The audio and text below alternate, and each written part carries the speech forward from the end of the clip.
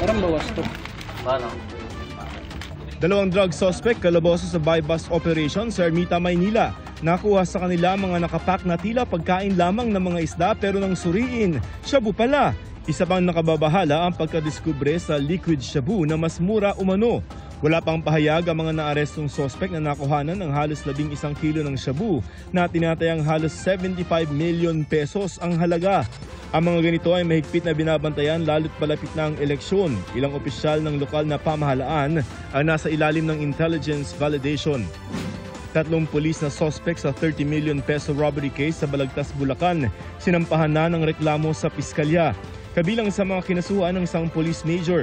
Ayon sa ulat, pinasok ng mga suspect ang bahay ng isang negosyante sa St. Francis Subdivision, Barangay Borol 2nd, Balagtas, Bulacan itong Miyerkules ng umaga.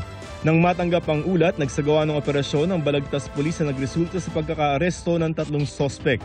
Hindi nagbigay ng pahayag ang 3 pulis.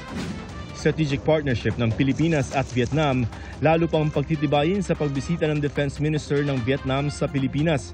Kabilang sa tinalakay sa pulong sa palasyo ang Defense Cooperation, Security Cooperation, Maritime Cooperation at Trade. Bagamat isang Vietnam sa mga bansang kaagaw ng Pilipinas sa ilang teritoryo sa West Philippine Sea, binigyan diin ng Vietnamese Defense Minister ang magandang samahan ng Pilipinas at Vietnam sa karagatan. Para sa GMA Integrated News, Joseph Morong, ang inyong saksi.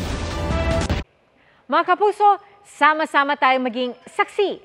Mag-subscribe sa GMA Integrated News sa YouTube at para sa mga kapuso abroad, samahan niyo kami sa GMA Pinoy TV at sa www.gmanews.tv.